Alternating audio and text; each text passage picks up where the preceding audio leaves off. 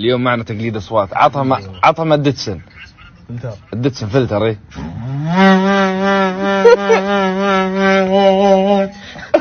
طيب الربع هذا فلتر ولا عادي؟ اي شيء عادي. نطقهم كفرات. ايه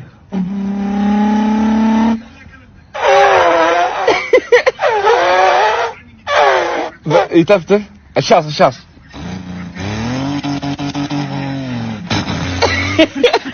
اسمع الجيتي